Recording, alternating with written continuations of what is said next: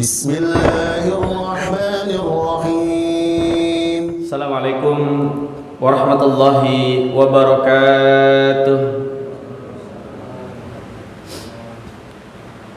Innal hamdalillah nahmaduhu wa nasta'inuhu wa nastaghfiruh wa na'udzu billahi min shururi anfusina wa sayyiati a'malina.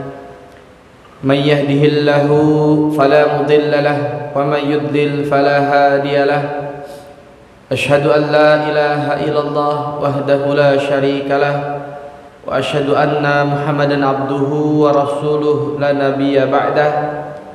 Allahumma salli ala sayyidina Muhammad abdika wa nabiyyika wa rasulika nabiyil ummi wa ala alihi wa sahbihi wa sallim tasliman adada ma hata bihi ilmuk wa khatta bihi qalamuk wa ahsahu kitabuk wardallahumma an sadatina Abi Bakar wa Umar wa Utsman wa Ali wa anis sahabati ajma'in wa anit tabi'in wa tabi'ihim bi ihsanin ila yaumiddin. Amma ba'd. Asbahna ala fitratil Islam wa kalimatil ikhlas wa ala dini nabiyyina Muhammad sallallahu alaihi wasallam wa ala millati abina Ibrahim hanifa wa ma kana minal musyrikin. Hadirin masyiral muslimin, jemaah salat subuh Masjid Darul Razak yang semoga senantiasa dimuliakan Allah Subhanahu wa taala. Puji syukur pada Allah, senang rasanya pada hari ini kita kembali bertemu bermuajahah. Dan hari ini alhamdulillah sudah masuk di bulan Rabiul Awal. Kita terakhir ketemu di bulan Safar. Semoga tiap hari yang berlalu, tiap waktu yang kita lalui merupakan waktu-waktu yang kita penuhi dengan ketaatan kepada Allah Subhanahu wa taala. Semoga hari-hari yang berganti semakin mendekatkan diri kita kepada Allah Subhanahu wa taala, dan dengan modal taqarrub ilallah ini mudah-mudahan Allah izinkan kita biiznillah kelak wafat dalam keadaan husnul khatimah. Amin ya rabbal alamin. Salawat dan salam tak lupa tersanjungkan pada habibana wa nabiyana Muhammad sallallahu alaihi wasallam, kedua hasanah kita, suri tauladan kita, yang tentunya kita senantiasa berdoa mudah-mudahan kita kelak termasuk ke dalam umat yang mendapatkan syafaatul uzma dari baginda Nabi Muhammad sallallahu alaihi wasallam. Hari ini insyaallah kita masuk pada pembahasan mengenai persaudaraan dari Umair bin Wahab dan juga Safwan bin Umayyah yang erat kaitannya dengan salah satu peristiwa penting di saat perang Badar. Karena perang Badar ini adalah perang pertama yang dilalui oleh kaum muslimin. Dan di perang Badar ini banyak tokoh-tokoh Quraisy yang meninggal dunia. Salah satunya adalah Umayyah bin Khalaf. Umayyah bin Khalaf ini majikannya siapa Pak? Ada yang masih ingat? Hah? Umayyah bin Khalaf majikan siapa? Majikannya Bilal bin Rabah. Ya, yang kita tahu disiksa dengan begitu luar biasa, ditindih dengan batu, dipermalukan di depan umum. Nah, Umayyah ini punya anak, namanya adalah Safwan bin Umayyah. Jadi Safwan bin Umayyah, bapaknya adalah Umayyah bin Khalaf. Bapaknya itu meninggal di saat perang Badar, sehingga kita bisa saksikan nanti betapa kebenciannya Safwan bin Umayyah itu makin luar biasa karena ayahnya meninggal di Badar. Nah, apa yang terjadi pada dua orang ini, dan kita nanti ambil pelajaran berharga, kita kontekstualisasikan dengan diri kita pada hari ini. Yang pertama, jemaah yang Allah Subhanahu wa taala, kita mengulas sejenak tentang siapa yang disebut dengan Umair bin Wahab. Umair bin Wahab ini dijuluki sebagai setan Quraisy. Oh, ngeri banget ya julukannya, Pak. Setannya Quraisy, Umair bin Wahab. Orang yang dianggap bengis, orang yang dianggap provokator, orang yang dianggap kebenciannya luar biasa kepada kaum muslimin. Ya, disebutnya setan Quraisy. Dia berasal dari kabilah Al-Jumahi dan tentu dia sangat membenci Islam. Salah satu kemampuan besarnya Umar bin Wahab adalah punya kemampuan menaksir. Jadi kemampuan menaksirnya itu sangat presisi dan dia sangat pemberani. Jadi ada orang-orang tertentu ya yang punya kemampuan menaksir gitu ya. Saya ada tetangga tuh di Maitland. Dia itu profesinya penaksir. Jadi suka diminta bantuan kalau ada orang bikin proyek pembangunan apa gitu ya. Gedung-gedung ataupun jalanan, dia suka diminta bantuan untuk menyusun RAB-nya karena dia punya kemampuan presisi. Kalau bangunan segini kira-kira semennya sekian sak, besinya sekian banyak gitu ya, sehingga nyalis mendekati kebenaran, gak banyak barang yang akhirnya mubazir setelah proyek. Ternyata ada orang-orang yang punya kemampuan seperti itu gitu, kemampuan menaksir. Nah, Umar bin Wahab punya kemampuan itu. Jadi kalau kita tahu data perang Badar yang disebut jumlah kita 313 orang, yang mengetahui pertama dengan presisi adalah Umar bin Wahab. Jadi Umar ini pernah diperintahkan oleh orang-orang Quraisy, ya, pemuka Quraisy, untuk nyari tahu, ya, sebagai spy gitu ya, sebagai mata-mata. Waktu mau terjadi pertempuran Badar itu, maka orang Quraisy mengirim Umair. Kata mereka kepada Umair, coba kamu cari tahu berapa jumlah kaum muslimin, bagaimana kekuatannya mereka. Maka Umairlah yang berangkat tuh, Pak. Umairlah yang berangkat, kemudian Umairlah yang bilang jumlah mereka kurang lebih sekitar 300-an, 313 orang. Apakah ada pasukan lain? Saya tidak melihat pasukan lainnya, tapi saya melihat semangat yang begitu besar dari mereka. Maka kalimat ini hampir saja membuat orang-orang pada saat perang Badar itu mau mundur tuh. Tapi nanti provokasi dari tokoh-tokoh seperti Abu Jahal, Umayyah bin Khalaf dan lainnya, Utbah bin Rabi'ah, kemudian membalikan keadaan. Ayo kita tetap berangkat, gitu ya. Mereka adalah kelompok yang sangat kecil.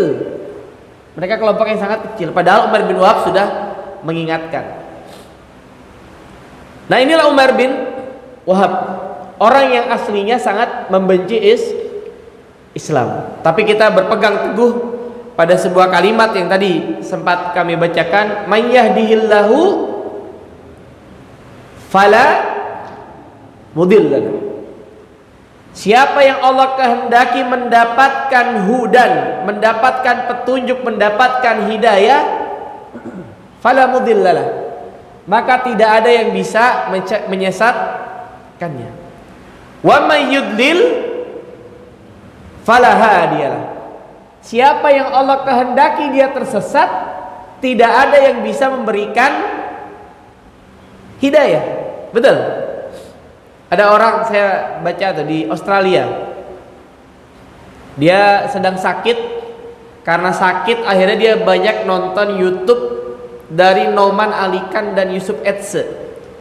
Ini dai-dai dari Amerika, kebayang Pak, dari Australia dia nonton YouTube-nya para dai dari Amerika Serikat. Dia tinggal di Australia di komunitas yang muslimnya itu sangat jarang, ya, di pedalaman gitu. Dan dia banyak menonton itu sampai kemudian ternyata ada seorang teknisi di rumah sakit tersebut lagi benerin kamarnya dia. Dan dia penasaran, kamu muslim nonton-nonton itu? Enggak, saya bukan muslim. Tapi saya penasaran, ternyata dia adalah seorang muslim, ya, keturunan Pakistan, ya, kebetulan kerja sebagai teknisi di Australia. Akhirnya ngobrol-ngobrol, tertariklah dia kemudian masuk Islam. Jadi yang membantu Islamnya adalah seorang teknisi. Gara-gara dia nonton YouTube. Padahal itu terbilang sangat jauh. Tidak ada dai yang menyengajakan diri datang ke situ. Tapi kalau hidayah Allah Subhanahu wa taala sudah sampai kepadanya, dengan jalan apapun dia bisa menerima agama Islam. Sebaliknya, wa may yudlil fala hadiyalah. Abu Thalib kurang dekat apa sama Nabi, Pak? Kurang cinta apa sama Nabi? Kurang baik apa sama Nabi? Begitu juga Nabi, kurang cinta apa Nabi sama Abu Thalib? Kurang baik apa Nabi sama Abu Thalib? Kurang dekat apa Nabi sama Abu Thalib? Tapi ternyata Allah tidak takdirkan Abu Thalib meninggal dalam keadaan sebagai seorang muslim. Maka hidayah Allah Subhanahu wa taala itu adalah nikmat yang luar biasa. Ya. Dan nanti kita lihat bagaimana sosok Umar bin Wahab yang begitu benggis dijuluki setan Quraisy, apa yang menyebabkan dia mendapatkan hidayah Allah Subhanahu wa taala.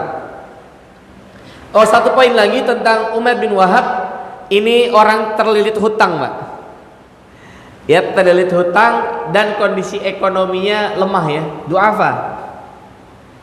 Jadi ini kondisinya Umar bin Wahab. Kita berkenalan sebentar juga dengan Sofwan bin Umayyah.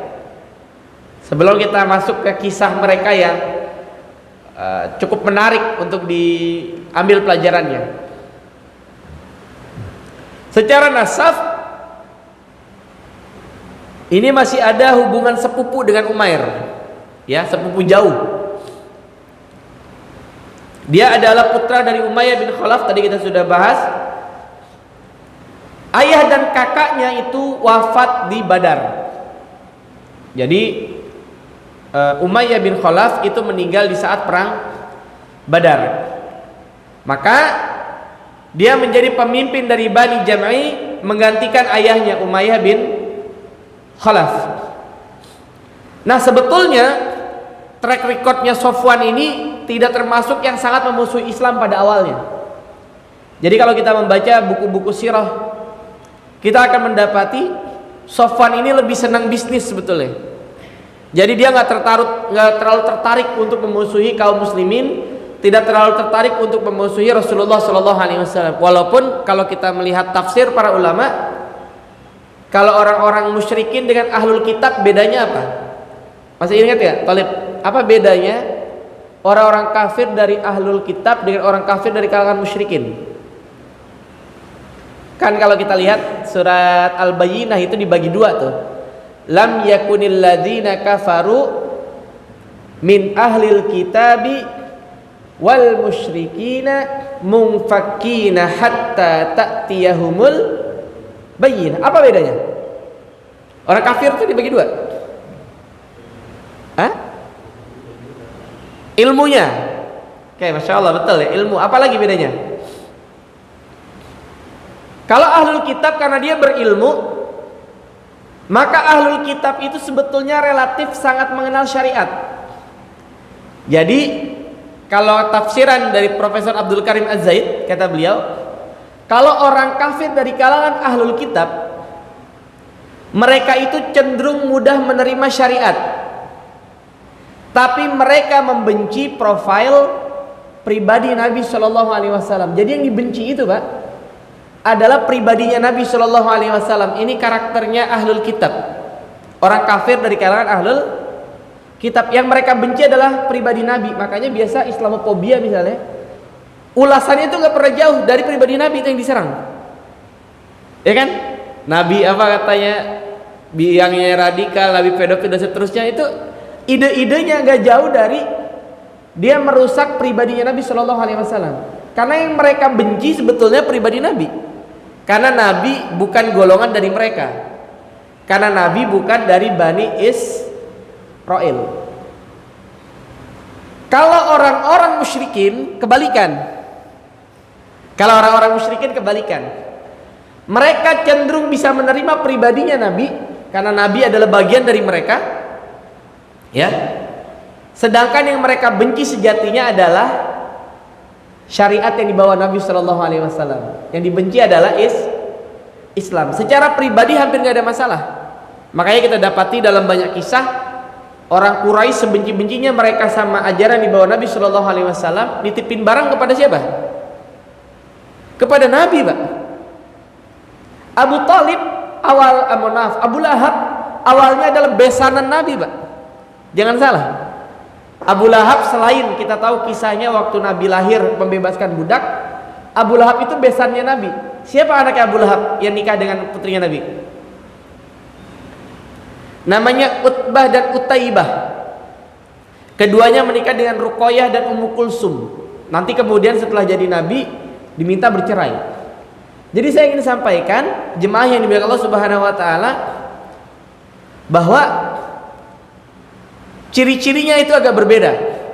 Kalangan kafir, dari kalangan musyrikin maupun dari kalangan ahlul kitab. Nah, Safwan bin Umayyah ini tidak termasuk orang yang ikut-ikutan pada awalnya. Karena dia punya kesibukan sendiri, ya, senangnya bisnis gitu ya, dagang. Tapi kemudian setelah melihat apa yang terjadi di Badar, ya, maka dia makin benci. Karena apa? Dia menyaksikan ayahnya yakni Umayyah bin Khalaf dan juga kakaknya meninggal di perang Badar oleh kelompok yang awalnya dianggap sebagai kelompok yang kecil. Maka jemaah yang Allah Subhanahu wa taala, ini yang terjadi. Jadi ini mungkin salah satu sequel dari apa yang terjadi di dalam perang Badar. Nah, maka jemaah yang Allah Subhanahu wa taala, beberapa hari setelah perang Badar, orang-orang bersedih. Termasuk Umair bin Wahab. Dia menyimpan amarah dan dendam pada Nabi Shallallahu alaihi wasallam. Kalau Umair, penyebabnya adalah karena anaknya itu menjadi tawanan perang. Jadi anaknya Umair itu menjadi tawanan perang di perang Badar. Kalau Safwan bin Umayyah jelas dia benci karena apa? Karena ayahnya dan juga kakaknya meninggal di perang Badar. Maka ketemulah dua kepentingan ini, Pak. Tadi apa Safwan kepentingannya? Anaknya menjadi tawanan. Safwan bin Umayyah, ayah dan kakaknya meninggal di perang Badar.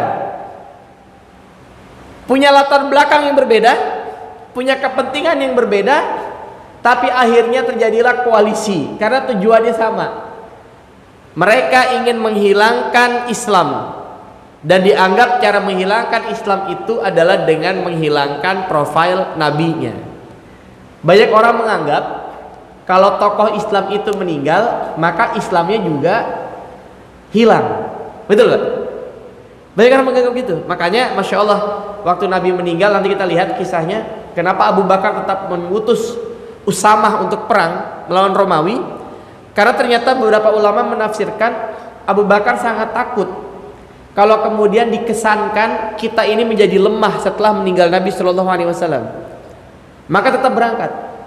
Jangan sampai menyisakan pikiran di luar orang-orang lain itu, ya, di orang-orang lain bahwa kita menjadi lemah sepeninggal Nabi Shallallahu alaihi wasallam. Jadi sedih boleh karena meninggal seorang ustadz, seorang guru, seorang kiai, seorang habaib dan seterusnya, tapi tidak boleh berlebihan, tidak boleh ghulu, tidak boleh berlebihan. Maka terjadilah dialog antara Umair bin Wahab dengan Safwan bin Umayyah. Umair berdiskusi dengan Safwan, maka kemudian Umair curhatlah. Umar curhat tentang keberadaan keluarganya begini begitu, udahlah sedih gitu ya, banyak hutang, ekonominya lemah, anaknya pula menjadi tawanan. Kemudian Safwan melihat ini ada peluang, karena Umar ini punya keberanian, Umar ini punya kemampuan. Akhirnya kata Safwan bilang begini, Pak, gimana kalau saya bantu ekonomi kamu, wahai Umair? Ya, tadi Safwan orang kaya, Umar orang miskin, lemah ekonominya. Kata Safwan bin Umayyah, hutang-hutang kamu akan saya lunasi semua, ekonomi kamu akan saya bantu semua, ya pokoknya apapun saya bantu. Tapi satu, bisa gak kita bersepakat? Apa itu? Berani gak kamu bunuh Muhammad? Gitu, Pak. Jadi Safwan menawarkan Umar untuk membunuh Nabi Shallallahu alaihi wasallam. Kira-kira diambil nggak, Pak? Job ini diambil nggak? Akhirnya diambil, ya. Jobnya ini diambil, dan mereka kemudian bersepakat untuk merahasiakan. antara Umair dengan Sofwan bersepakat untuk merahasiakan, dan ini terjadi diskusinya di sisi Ka'bah. Bayangkan Pak, Baitullah, ya, rumah Allah Subhanahu wa taala, Masjidil Haram, di sisi Ka'bahnya antara Sofwan bin Umayyah dengan Umair bin Wahab membuat kesepakatan untuk membunuh Rasulullah sallallahu alaihi wasallam. CCTV dulu belum ada, ya jelas ya. Kalau sekarang di mana-mana ada CCTV. Tidak ada orang pada saat itu, satu orang pun gak ada. Maka kemudian Umair mengambil job itu. Kata Umair, baiklah saya akan berangkat. Dia sudah mempersiapkan pedangnya, membubuhinya dengan racun. Udah disiapkan untuk membunuh Rasulullah sallallahu alaihi wasallam. Maka Umar kemudian bergerak masuk ke wilayah Madinah Al-Munawwarah. Sampailah dia ke sekitar Masjid Nabawi. Maka kemudian Umar bin Khattab radhiyallahu taala an melihat Umair. Jadi ini kejadian sudah tiba di Madinah. Umar bin Khattab melihat Umair. Kata para ulama, Umar menyatakan, itu dia no, si Umair, musuh Allah. Wah, saking Umar ini benci sama Umair bin Wahab. Bahkan ada kalimat yang luar biasa, mohon maaf, kalimatnya Umar bin Khattab ya. Pada awalnya dia bilang, melihat Umair ya, melihat dibandingkan melihat Umair, melihat babi lebih aku sukai daripada melihat Umair bin Wahab. Ini kalimatnya Umar Pak. Saking Umar tuh benci pada Umair. Tapi nanti kita lihat setelah dia mendapatkan hidayah Allah Subhanahu wa taala. Kata Umar, demi Allah wallahi, pasti kedatangannya untuk maksud jahat. Dialah orang yang menghasut orang banyak dan mengarahkan mereka untuk memerangi kita di perang Badar. Ini pendapatnya Umar bin Khattab. Pedang beracun andalanya dihunuskan dengan mata dan muka marah seolah-olah sedang mabuk. Dia duduk tegak di atas ontanya, kemudian setelah ia sampai masjid turunlah dia mengikat ontanya. Jadi kemudian Umar bin Khattab melarang Umair untuk mendekati Rasulullah SAW. Umar segera melapor kepada Nabi. Ya, kemudian Nabi SAW ternyata justru mengatakan kepada Umar bin Khattab radhiyallahu taala untuk membiarkan Umair bertemu dengan beliau. Waduh. Jadi Umar udah bilang tuh Pak, pokoknya jangan sampai ini orang ketemu dengan Rasulullah. Pasti ini orang punya niat jelek, ya, punya niat jelek. Walaupun ada beberapa riwayat juga menyatakan Umair itu sebetulnya takut sama Umar Pak. Karena bagaimanapun Umar bin Khattab radhiyallahu taala adalah juara gulat, pemberani. Umair tuh tidak ada apa-apanya walaupun dia setan Quraisy gitu ya. Tapi karena Nabi mengizinkan Umair untuk bertemu dengan Nabi SAW, akhirnya Umar membiarkan. Ya sudah, terjadilah dialog antara Umair bin Wahab dengan Rasulullah SAW. Jadi kita bisa bayangkan yang awalnya Umar tidak mengizinkan, akhirnya dikasih izin. Terjadilah dialog Pak. Apa yang terjadi? Setelah Umar ditahan senjatanya oleh Umar bin Khattab, Nabi bersabda, lepaskanlah dia wahai Umar. Umar kemudian mematuhinya. Lalu Umar mendatangi Rasulullah. Umair berkata, selamat pagi ya Muhammad, ya, sabahal khair, selamat pagi. Dan ini ditolak oleh Nabi Shallallahu Alaihi Wasallam. Kata Nabi Shallallahu Alaihi Wasallam,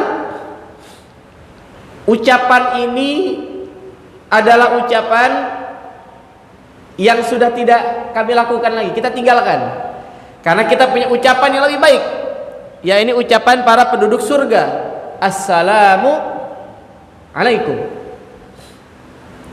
Sesungguhnya Allah telah memuliakan kami dengan satu ucapan yang lebih baik daripada ucapanmu itu wahai Umair, yaitu penghormatan itu adalah salam. Jadi kalau selamat pagi, selamat siang, selamat malam ya, selamatnya cuma di pagi, selamatnya cuma di siang gitu ya.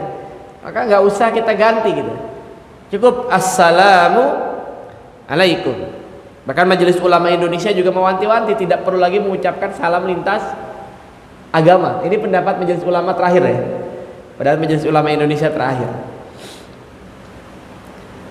Maka kemudian Nabi bertanya kepada Umair, kata Nabi Shallallahu Alaihi Wasallam, kamu datang ke sini tuh buat apa? Ya untuk apa? Maka Umair berkata, ya Muhammad, aku datang kemari hendak bertemu dengan anakku yang sekarang berada di tanganmu. Karena anaknya Umair tadi ditawan oleh pasukan muslimin. Nabi kemudian mendengarkan, oh gitu. Kata Umair, betul ya Muhammad, kata dia gitu ya. Sesungguhnya aku hendak bertemu dengan anakku dan aku hendak meminta kepadamu supaya engkau berbuat baik kepadanya. Nabi bertanya lagi, terus apa itu pedang yang kamu bawa buat apa? Pedang ini gak ada gunanya pun untukku, kata dia. Mudah-mudahan Allah menjelek-jelekan pedang ini. Kemudian Nabi bilang, adakah engkau membenarkanku wahai Umair kalau aku mengatakan segala apa yang engkau tujukan untukku pada waktu ini, pada saat ini? Nabi kemudian berkata, mesti tidak ada maksud lain yang kamu simpan. Cobalah dengarkan. Bukankah beberapa waktu yang lalu engkau duduk bersama-sama dengan Sofwan bin Umayyah di Hijr Ismail? Hijr Ismail kita tahu ya, salah satu bagian di Ka'bah yang dulu merupakan tempat tinggalnya Nabi Ismail dan Hajar, dan itu merupakan bagian Ka'bah. Jadi gak boleh Pak kalau tawaf melintasi di situ, tidak boleh tuh, karena itu termasuk bagian Ka'bah. Jadi kalau lihat sejarahnya itu diawali dari hadis ya tentang Aisyah. Aisyah pernah minta sholat di dalam Ka'bah. Kata Nabi Sallallahu Alaihi Wasallam, sholat saja di Hijr Ismail, karena itu adalah bagian dari dalam Ka'bah. Jadi dulu Hijr Ismail itu masuk bagian dalam Ka'bah, tapi pas renovasi Quraisy itu karena dananya kurang, akhirnya dibuat lebih kecil. Jadinya bangunan Ka'bah itu tadinya meliputi Hijr Ismail, maka Hijr Ismail tersisa dikit, tapi dikasih tanda sekarang. Maka nggak boleh ketika tawaf melintasi itu, karena aslinya bagian dari Ka'bah. Jadi terjadi penyusutan sebetulnya. Ka'bah itu ukurannya menjadi lebih kecil karena pembangunan di masa Quraisy itu. Kemudian kata Nabi Sallallahu Alaihi Wasallam, lalu engkau dan Sofwan menyebut kaum Quraisy yang tertanam semuanya di sumber Badar. Selanjutnya kamu berkata begini dan begitu, dan Sofwan juga berkata begini begitu. Jadi diceritakanlah semua dialognya antara Umair dengan Sofwan bin Umayyah. Bukankah kamu ngeluh urusan ekonomi? Bukankah kemudian Sofwan menawarkan bantuan ekonomi kepadamu? Bukankah kemudian engkau bersepakat dengan Sofwan untuk membunuhku wahai Umair? Gitu Pak. Kaget dia Pak. Gimana enggak? Jarak Mekah dengan Madinah yang begitu jauh, dan dia meyakini bahwa tidak ada orang yang melihatnya, nggak ada alat apapun juga yang canggih seperti saat ini. Bagaimana Nabi bisa tahu? Ingat Pak, wa asirru qaulakum awijharu bih innahu alimum bizatis sudur. Mau kita omongin, mau kita rahasiakan dalam hati pun, Allah itu paling tahu. Innahu alimun bizatis sudur. Apa yang ada di dalam isi hati kita. Ya apalagi yang kita omongin, rawan bocor. Maka jemaah masyaallah muslimin yang Allah Subhanahu wa taala, ini terjadi. Umair kemudian kaget pada waktu itu juga. Umair kemudian meyakini ini pasti bukan orang biasa. Ini pasti seorang nabi. Kalau orang biasa, gimana caranya Nabi bisa tahu? Obrolan antara Umair dengan Sofwan bin Umayyah terjadi di malam hari, nggak ada orang yang ada di sana, dan mereka berdua komitmen untuk merahasiakan itu. Inilah kemudian pembuka pintu hidayah pada seorang Umair bin Wahab.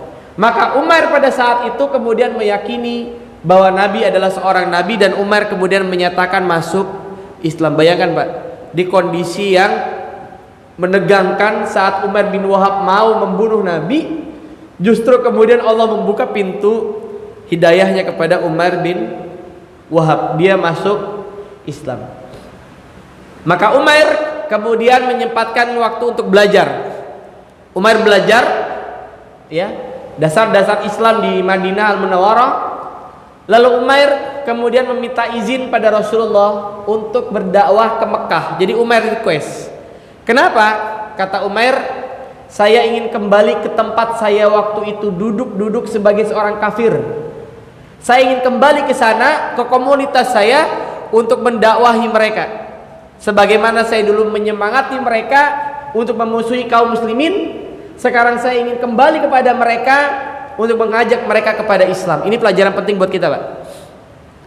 Jadi kita mungkin yang dulunya berada pada komunitas jahiliyah, komunitas apapun itu, hari ini yang kita sekarang sudah mulai belajar Islam, kalau bisa memang kita kembali ke komunitas kita, Pak.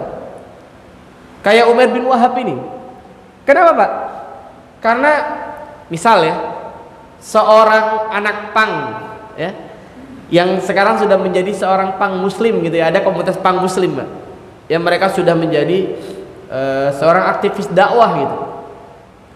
Maka yang paling efektif mendakwahi anak-anak pang ini sebetulnya mereka, ketimbang kita yang kita nggak ngerti ya, kita nggak pernah rambut kita di mohak, dipakein itu pakai lem itu, Pak ya, pakai lem kertas, lem ibon segala macam gitu ya, dicat-cat, kita nggak ngerti filosofinya mereka, maka mereka lebih bisa masuk tuh ya. Makanya ada istilah mirroring gitu ya, ada tulisan bukunya, buku bagus karangannya Abbas As-Sisi, nanti silakan dicari tuh, Pak, karangannya Abbas As-Sisi, judulnya Bagaimana Menyentuh Hati. Saya harap sih Tolib pada baca tuh. Ada yang pernah baca belum, mahasiswa? Udah pernah baca? Cari bukunya nanti. Penulisnya namanya Abbas As-Sisi, Bagaimana Menyentuh Hati. Itu sudah diterjemahkan dalam bahasa Indonesia, bisa dicari bukunya. Itu kisah-kisah bagaimana beliau berdakwah di Mesir. Dan salah satu pelajarannya memang dakwah itu perlu yang namanya mirroring. Jadi antum mau dakwah ke komunitas sepak bola, kita nggak ngerti bola, paling nggak sebelum masuk ke komunitas mereka riset dulu gitu, tentang Messi, tentang Ronaldo kah ya, tentang bagaimana Liga Inggris, tentang apa yang lagi hype di kalangan pesepak bola hari ini, sehingga apa, obrolan pertamanya adalah dari bola ya. Ada istilah minan nahwi ibtida, karena dulu orang Mesir itu sangat gemar berdebat masalah nahu sorof. Maka kemudian para dai mengawali perbincangan di tengah masyarakat itu dari perdebatan mengenai nahu, obrolan tentang nahu ya.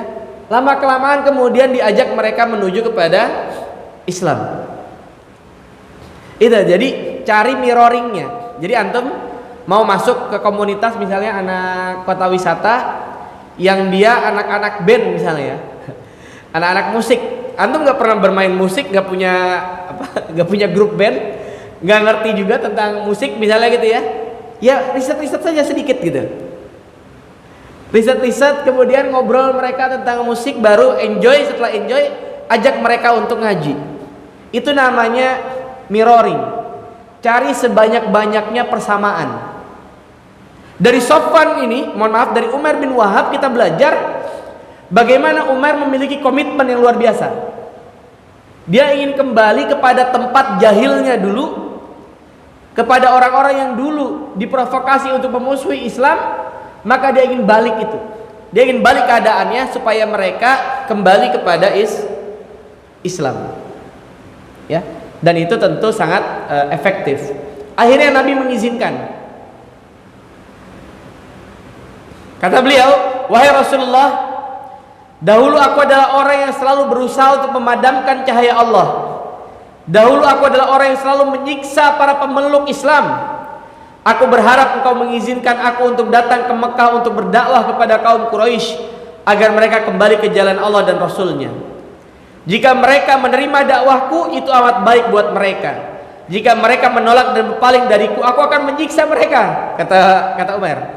Sebagaimana aku dulu menyiksa para sahabatmu ya Rasulullah. Jadi dulu dia kalau ada orang masuk Islam disiksa sama dia.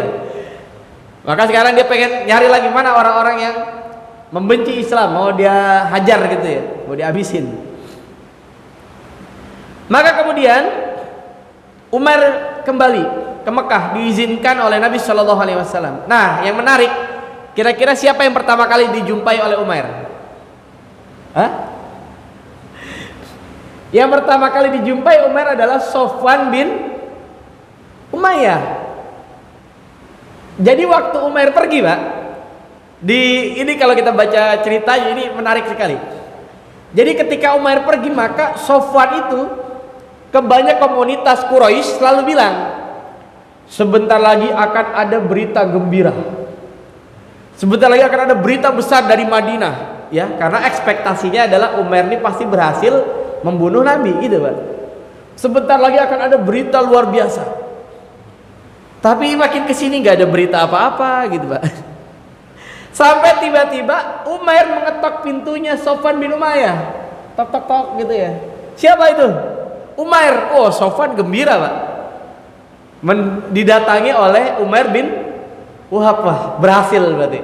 Begitu Sofwan buka pintu, gimana Umair? Engkau berhasil membunuh Muhammad. Apa kata Umair? Wahai Sofwan, saya sudah masuk Islam. Lah, kembalikan. Ya, plot twist ya. Ya, tadinya dia yang membunuh Nabi, ternyata malah akhirnya Umair bin Wahab masuk Islam. Maka Sofwan pada saat itu membenci Umair bin Wahab, tapi Umair tidak patah arang. Nanti kita lihat ujungnya, Pak. Dan Umair kemudian berdakwah, dia betul-betul menjalankan misinya. Singkat cerita, dikatakan para ulama, dakwahnya Umair ini cukup berhasil, sehingga nanti Umair kembali ke Madinah dengan jumlah kaum muslimin yang cukup banyak. Ya, jadi Umair akhirnya kembali ke Madinah membawa kaum muslimin yang dihasilkan dari dakwahnya di Mekah sepulang dia dari Madinah pada waktu itu. Jadi Umair kemudian kembali tinggal di Madinah dan terus belajar untuk mengejar ketertinggalan. Nah, menarik.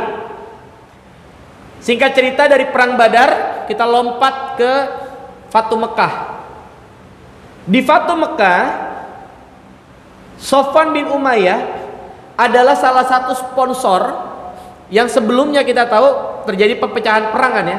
Dari jarak antara Badar sampai ke Fatu Mekah ada Uhud, ada Ahzab, ada perang Khandaq.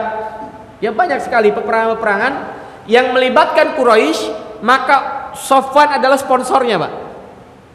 Jadi Umar yang udah masuk Islam, Sofwan masih memedam kebencian kepada kaum muslimin. Maka ketika terjadi Fatu Mekah, nama Sofwan bin Umayyah termasuk nama yang boleh dibunuh.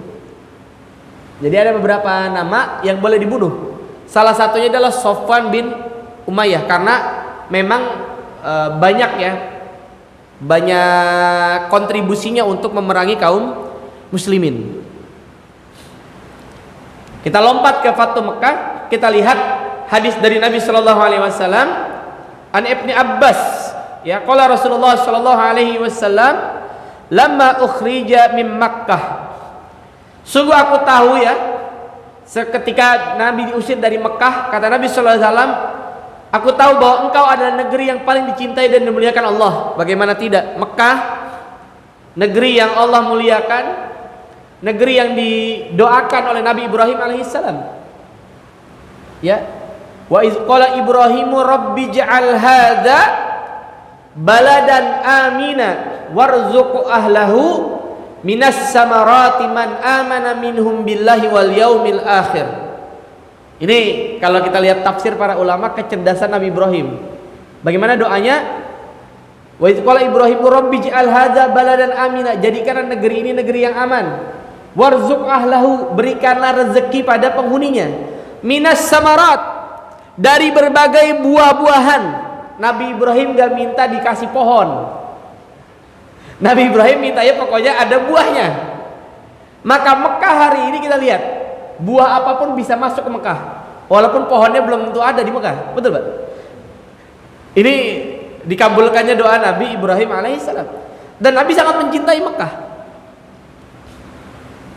Maka kata Nabi sallallahu alaihi wasallam, andaikan pendudukmu tidak mengusirku darimu, maka aku tidak akan meninggalkanmu. Tapi Nabi karena diusir dari Mekah, maka Nabi berangkat ke Madinah. Dan saat terjadi Fatu Mekah, Nabi akhirnya membawa pasukan 10.000 pasukan kembali ke Mekah. Nah, muncullah masalah. Karena nama Sofwan muncul sebagai salah satu orang yang boleh dibunuh, kan gitu. Dan ternyata Sofwan sudah kabur juga, Pak. Sofwan ini kabur karena tahu dia termasuk orang yang boleh dibunuh. Maka Sofwan ini kabur ke Jeddah, sudah bersiap-siap untuk naik kapal menuju ke selatan, menuju ke Yaman. Sedangkan istrinya namanya adalah Najiyah binti Walid bin Mughirah. Ini juga pembesar Quraisy. Ya, Walid bin Mughirah itu luar biasa. Anaknya yakni Najiyah, istrinya Sofwan. Najiyah memilih tinggal di Mekah dan pada akhirnya setelah Fatu Mekah memilih masuk Islam. Nah, Umair bin Wahab tidak pernah melupakan kebaikan Sofwan bin Umayyah. Nah, ini pelajaran. Ini pelajaran berharga. Kalau ada orang-orang kita, saudara kita, atau mungkin tetangga kita, atau siapapun dia ya, yang pernah berbuat baik sama kita, walaupun dia non muslim, maka kalau bisa kita balas kebaikannya. Jangan karena dia non muslim kemudian kita tidak mau membalas kebaikannya, enggak. Kalau dia non muslim, ya tetap balas kebaikannya. Dia berhak untuk mendapatkan kebaikan dari kita, karena Islam ini rahmatan lil alamin. Dan diantara kebaikan yang paling baik adalah mendatangkan hidayah Allah Subhanahu wa ta'ala. Ini yang mau dilakukan oleh Umair bin Wahab. Dia tahu bahwa Sofwan ini sebetulnya orang baik, kebaikan-kebaikannya ada dalam dirinya. Akhirnya apa? Umair mendatangi Nabi SAW. Ya Rasulullah, saya minta engkau mengampuni ya Rasulullah Sofwan bin Umayyah. Nabi tanpa berpikir panjang, ya udah saya ampuni, karena Umar yang minta, Pak. Umar minta. Lalu kemudian Umar bertanya, ya Rasulullah, apa buktinya? Gitu. Apa buktinya engkau sudah mengampuni Sofwan? Jadi ada hal yang bisa saya bawa kepada Sofwan. Lalu Nabi memberikan sorbannya, ya kaifiahnya Nabi SAW yang beliau gunakan, diserahkan kepada Umair. Ini bawa kepada Sofwan, bahwa aku sudah memaafkan Sofwan bin Umayyah. Maka Umair kemudian mengejar Sofwan. Itu bayangkan, Pak, dari Mekah menuju ke Jeddah pada waktu itu ya perjalanan yang tidak mudah, tidak dekat juga, walaupun kalau sekarang dekat ya karena naik bis. Kalau kita ke bandara kan dari Jeddah ke Mekah gitu, dekat aja. Tapi ini pada waktu itu Umair bin Wahab memutuskan untuk mengejar Sofwan bin Umayyah. Sofwan sudah siap-siap naik kapal. Lalu bertemu dengan Sofwan. Akhirnya apa? Kata Umair, Sofwan, ayo balik ke Mekah. Enggak mau saya.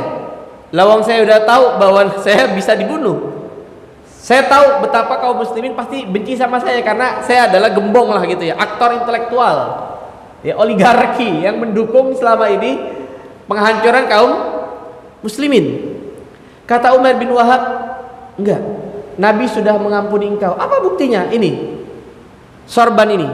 Saya sudah memintakan kepada Rasulullah SAW agar engkau diampuni. Benarkah itu wahai Umar? Iya, betul. Akhirnya karena Umar meyakini Sofwan bin Umayyah, Sofwan pun ikut Umair kembali ke Mekah.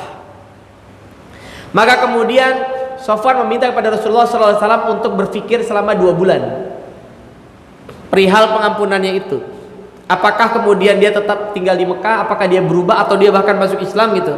Oleh Nabi SAW dikasih waktu 4 bulan untuk mikir. Silahkan saja, karena tidak ada paksaan dalam agama Islam. La ikraha fiddin, tidak boleh ya kita memaksa orang untuk masuk ke dalam agama Islam. Jadi Nabi membiarkan Sofwan dalam keadaan kafir, tinggal di Mekah, diampuni oleh Nabi SAW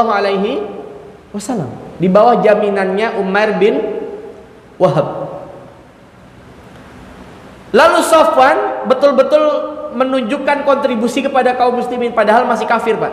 Salah satunya apa? Ada yang tahu kontribusinya Sofwan bin Umayyah? Salah satu kontribusi besar Sofwan bin Umayyah adalah menjadi sponsor dalam perang Hunain. Jadi nanti antum catat tuh, ketika terjadi perang Hunain, Kan perang Hunain itu pasca Fatu Mekah. Dan kita menghadapi pasukan yang begitu banyak. Kaum muslimin 10.000, ditambah lagi orang-orang yang baru masuk Islam. Kan surat An-Nasr yang menjelaskan itu. Iza ja'a nasrullahi wal fath wa ra'aitan nasa yadkhuluna fi dinillahi afwaja. Dan kamu perhatikan orang-orang masuk ke dalam agama ini bukan sendiri-sendiri. Afwaja, berbondong-bondong. Maka ketika mau memerangi Hunain, ya, nanti kita bahas insya Allah perang Hunain secara khusus. Sponsornya adalah Sofwan bin Umayyah. Jadi Sofwan yang tadinya sponsorin kaum musyrikin, sekarang sponsorin kaum muslimin. Ya, disponsori itu dengan baju besinya. Tapi Sofwan belum masuk Islam pada waktu itu. Sofwan belum masuk Islam. Sampai kemudian setelah terjadi perang Hunain, Rasulullah Shallallahu Alaihi Wasallam mengajak Sofwan ke sebuah perbukitan yang penuh dengan onta, hasil rampasan perang atau ghanimah dari perang Hunain. Nah, ini nanti kita pelajari lagi di saat perang Hunain. Tapi kita spoiler gitu ya, spill. Sofwan keheranan, diajak Nabi melihat onta yang begitu banyak, ya, ada bukit banyak ontanya gitu. Kata Sofwan, ini maksudnya gimana? Engkau heran? Kata Rasulullah SAW. Iya. Kata Nabi SAW kepada Sofwan, ini semua adalah milikmu wahai Sofwan. Masya Allah. Sofwan dikasih onta satu bukit.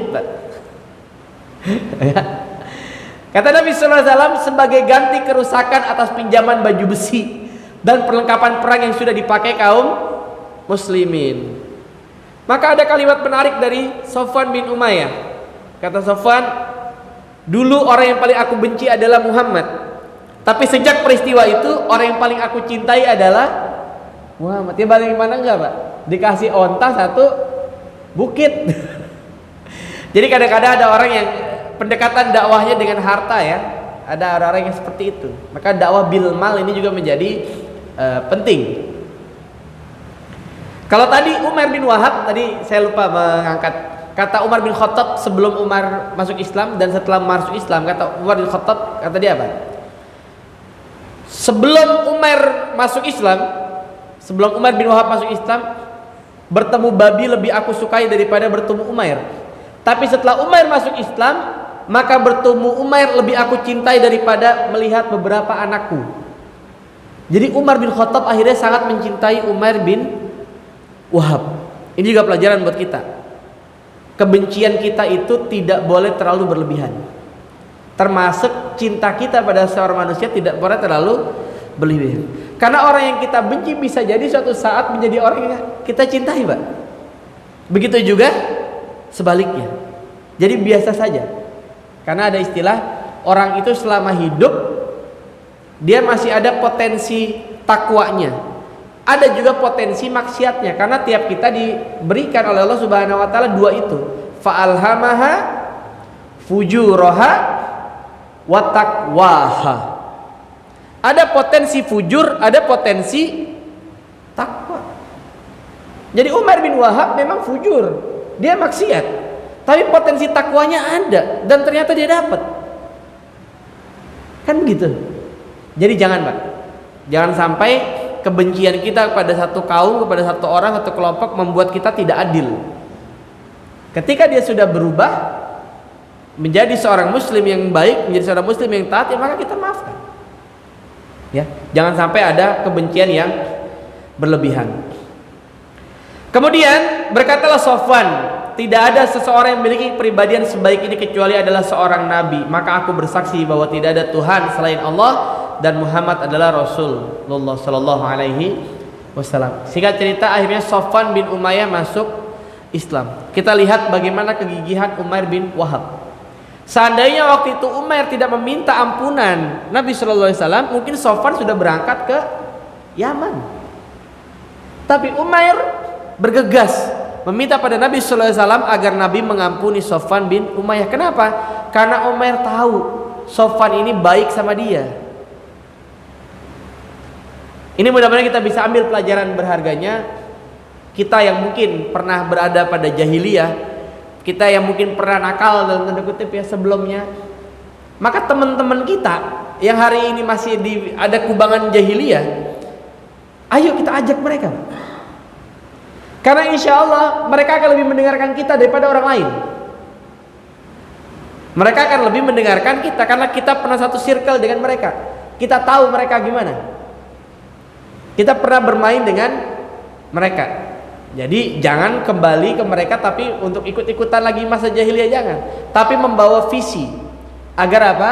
Mereka yang tadinya sama-sama kita dalam kubangan jahiliyah kembali kepada cahaya Allah Subhanahu wa taala. Allahu a'lam bishawab. Ini mungkin kisah Umar bin Wahab dan Safwan bin Umayyah. Semoga menjadi inspirasi buat kita. Kisah dua manusia ini yang luar biasa, dan Allah akhirnya membuka pintu hidayah baik kepada Umar bin Wahab maupun kepada Safwan bin Umayyah. Allahu a'lam bishawab. Al-haqqu min rabbik fala takunanna minal mumtarin. Wallahu muwaffiq ila aqwamit thoriq. Nasrun minallahi wa fathun qarib. Wassalamualaikum warahmatullahi wabarakatuh. Waalaikumsalam warahmatullahi wabarakatuh. Silakan untuk pertanyaan pertama.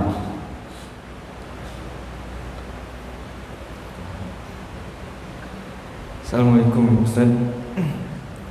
Saya ingin bertanya, apa hikmah terpenting dari kisah persaudaraan Umair dan Safwan ini untuk kehidupan kita sehari-hari?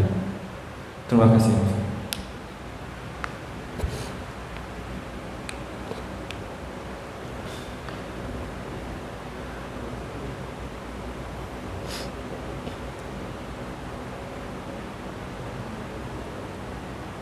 Oke. Langsung apa? Langsung Ustaz. Apa ya? Menurut saya hikmahnya ada dua. Yang pertama, kita harus meyakini bahwa hidayah itu betul-betul urusan Allah Subhanahu wa taala. Jangan pernah kita merasa bahwa orang-orang yang hari ini misalnya kita anggap memusuhi Islam, ya, hari ini kita anggap merusak barisan kaum muslimin, jangan pernah menjudge mereka. Ini calon neraka semua nih, belum tentu.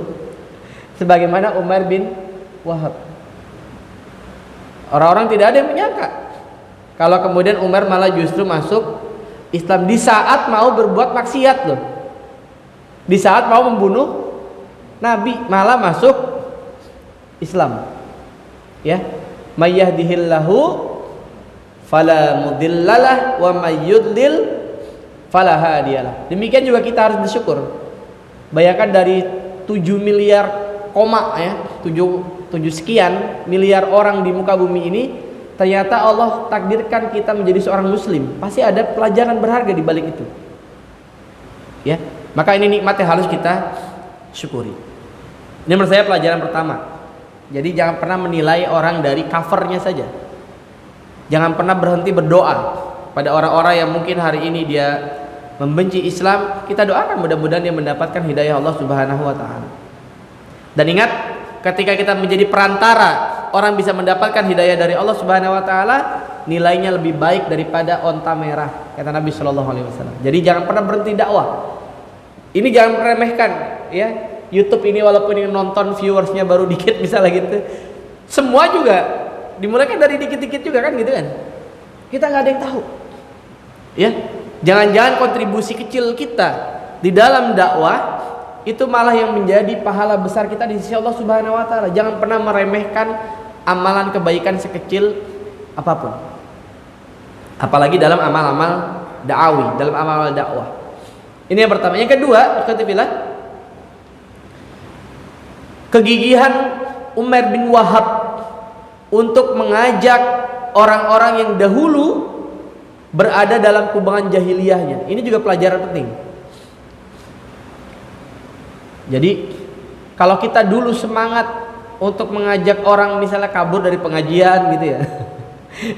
Saat ngaji, kalau zaman TPA misalnya dulu ya, lagi ngaji kita main-main gitu ya, mengajak orang untuk jauh dari masjid dan seterusnya, maka kita harus punya semangat yang sama untuk mengajak orang kembali kepada Allah. Kita harus berikhtiar. Kita harus berikhtiar membawa mereka. Karena apa? Sesungguhnya yang paling bisa masuk kepada komunitas-komunitas itu yang kita pernah berada di dalamnya adalah kita. Tadi saya bilang, seorang pemain bola yang sekarang menjadi dai, dia akan lebih didengarkan ketika dia berdakwah di komunitas bola, karena dia punya pemahaman tentang sepak bola. Kalau kita nggak ngerti, ya link and match-nya kurang lah gitu, engagementnya akhirnya jadi kurang. Karena apa? Ada filosofi menyatakan profesi apapun tuh kita bisa jadikan sebagai ladang dakwah. Ini pernah ada di YouTube-nya Darul Razak loh.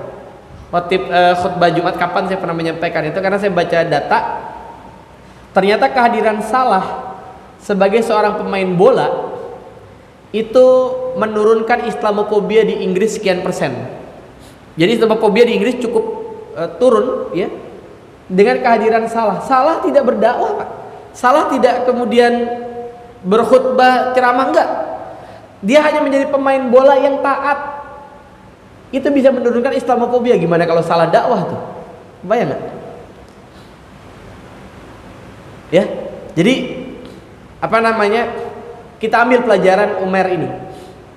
Kita ambil pelajaran Umair untuk membawa saudara kita, membawa keluarga kita, membawa kawan-kawan kita yang hari ini mungkin masih berada pada kubangan jahiliyah. Ayo kita ajak lagi habis ini. Ya kita ingat-ingat lagi, coba memori kita. Teman kuliah kita, teman SMA kita ya.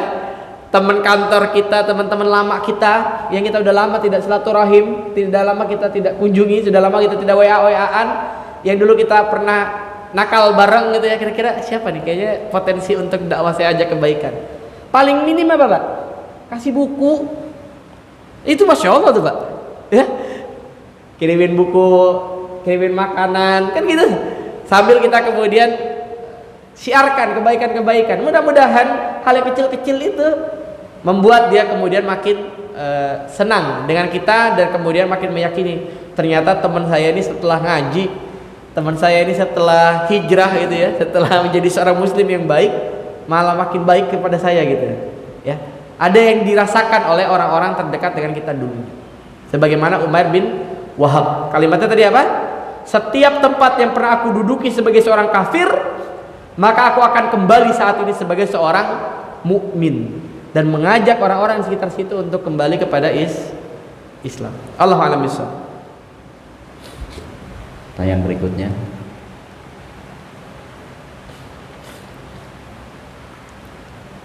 Mungkin dari saya, Ustaz. Afwan.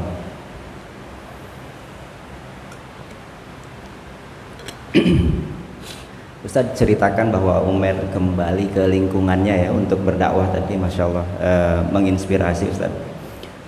Tapi ada mungkin sebagian juga yang berpikiran setelah berhijrah gitu, khawatir kalau justru bukan dianya mengajak tapi malah kembali diajak gitu ya. Nah, mohon Ustaz masukannya ya. Silakan.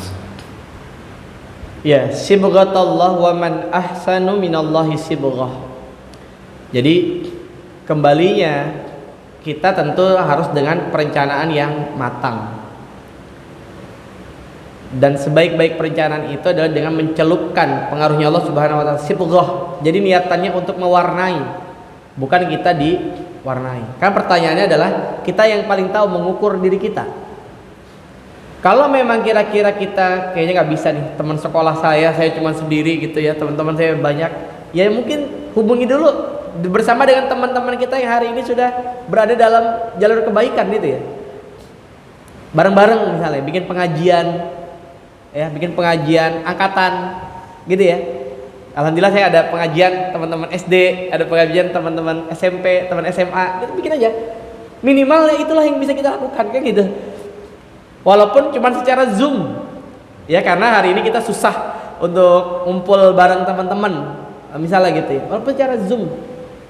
Paling enggak teman-teman kita dulu merasakan kehadiran kita dalam wujud sekarang hari ini gitu. Kalau ternyata kita nggak bisa ya ngajak teman-teman susah ya, 1-2 saja, dakwah fardiyah namanya. Kayaknya dia bisa nih. Apa ya? Kalaupun kita nggak bertemu tadi saya bilang kasih aja buku-buku kecil, gitu ya, kasih buku-buku kecil. Saya bahkan ke teman saya yang non muslim ya, ada teman dulu dia non muslim, akhirnya saya sering ngobrol sampai dia kesimpulan dia bilang apa, dia bilang ternyata memang agama paling keren tuh agama Islam, karena dia cerita dia tuh ya non muslim dan pedagang gitu, dia Tionghoa ya, orang Chinese. Saya dengar dia kayak gitu, dia bilang Islam tuh memang agama yang kompleks gitu, sampai ekonomi ada, ini ada, segala macam ada. Saya tanya akhirnya dia, terus gimana, tertarik gak untuk login gitu ya, saya bilang gitu. Kata dia, nah itu dia, ngelihat orang Islam ibadah tuh kayak capek banget gitu. Jadi ternyata ada di luar itu, saya baru tahu gitu Pak. Saya baru tahu ternyata bisa jadi ada orang-orang di luar sana sebetulnya bisa jadi tertarik kepada Islam, tapi mereka tuh takut dengan apa, ngelihat ibadahnya orang Islam sehari 5 kali, bagi mereka tuh hal yang di luar nalar dia gitu. Orang Islam bisa 5 kali sehari ke masjid gitu ya.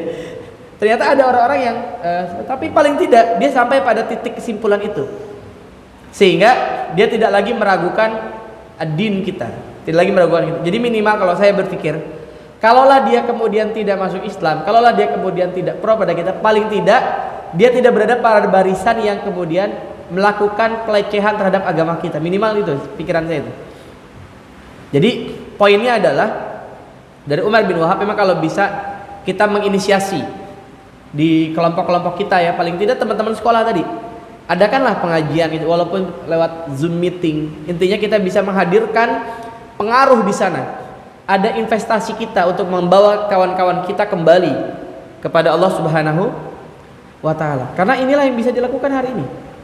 Kita harus mau menjaga saudara-saudara kita sendiri. Ya jangan sampai masuk surga sorangan gitu Pak. Jadilah kita muslih, jangan cuman soleh gitu Pak. Apa bedanya soleh dengan muslih? Hah? Kalau muslih? Nah, karena khairun nas anfa'ahum linnas. Sebaik-baik manusia yang paling banyak manfaatnya bagi manusia yang lain. Allahu a'lam bishawab. Syukran Ustaz. Satu pertanyaan terakhir Ustaz. Fadal. Bismillahirrahmanirrahim. Awalan syukran ala husni iblagikum wa hadhil fursah. Yang pertama Ustaz, apa itu ghanimah? Nah, yang kedua, kenapa Nabi SAW memperumpamakan seseorang yang mengajak kepada kebaikan dengan unta merah? Ada, syukran. Baik. Yang pertama sebetulnya kalau di fikih ya, nanti ada pembagiannya lagi tuh. Ada ghanimah, ada fa'i. Itu beda lagi tuh. Kalau ghanimah didapat dari proses peperangan, harta rampasan perang, itu ghanimah. Ada lagi fa'i, misalnya terjadi kepada Bani Quraisyah ya, atau Bani Nadir, fa'i juga tuh. Jadi pengepungan, tidak terjadi perlawanan gitu ya, mereka kabur, maka kemudian harta yang ditinggalkan itu akhirnya menjadi milik kaum muslim, itu namanya fa'i. Kalau ghanimah didapat dari peperangan, jadi sama-sama didapat dari proses tadi, karena dia menyerah. Karena dia menyerah, cuman yang satu melalui peperangan, yang satu lagi memang menyerah begitu saja. Kemudian unta merah. Unta merah itu simbol pada waktu itu unta terbaik. Jadi kalau ada unta-unta gitu yang sangat bagus, maka unta merah adalah unta yang terbaik. Maka mengantarkan hidayah Allah Subhanahu wa taala bagi orang Arab dulu ya, simbol kekayaan itu ya punya unta. Punya unta yang banyak, yaitu simbol kekayaan. Kalau orang Jawa misalnya punya sapi gitu ya. Di rumahnya itu, saya ke rumah teman di Sragen, rumahnya besar sekali, di belakang itu ada kandang sapinya tuh. Jadi dia bilang kalau orang di kampungnya dia gitu, dia cerita ya simbolnya ini karena inilah yang nanti bisa dijual buat sekolah gitu ya, buat nikahan segala macam, lebih fluid gitu ketimbang tanah. Sapi jadi bisa gampang dijual belikan. Nah, onta merah itu onta yang level tertinggi. Jadi berdakwah, kemudian menyampaikan, berikhtiar untuk kemudian mengantarkan hidayah Allah kepada seseorang, itu nilainya lebih baik daripada onta merah. Maka kita harus berikhtiar. Jadi yang lain silakanlah, yang mau pada ribut, mangga. Tugas kita mendingan sekarang sibuk apa? Memakmurkan masjid ini. Jangan masuk wilayah-wilayah yang orang-orang tuh sedang pada ribut di situ. Tinggalkan itu. Kalau saya selalu bilang daripada ribut masalah kunut tidak kunut, kemudian sujud tangan dulu apa kaki dulu apa lutut dulu gitu ya. Lebih baik kita sibuk memikirkan gimana ini masjid yang salat subuhnya tadi kita berapa soft nih? 3 soft. Gimana caranya supaya setiap bulan nambah 1 soft misalnya. Jadi produktif. Gimana orang-orang di daerah Toronto sini yang tadinya muslimnya kan kalau di Jogokarian itu dibuat tanda-tanda tuh ya. Jadi jemaah yang sudah establish menjadi jemaah di kita dikasih tanda hijau. Sekarang ada berapa saya tanya? Udah pernah dihitung belum oleh DKM dan Rozak? Yang hijaunya ada berapa kira-kira? Jemaah tetapnya ada berapa? 3 saf itu ada berapa? Itu perlu dikuantifikasikan, jadi betul-betul dianalisis. Gitu. Jadi 3 saf itu berapa?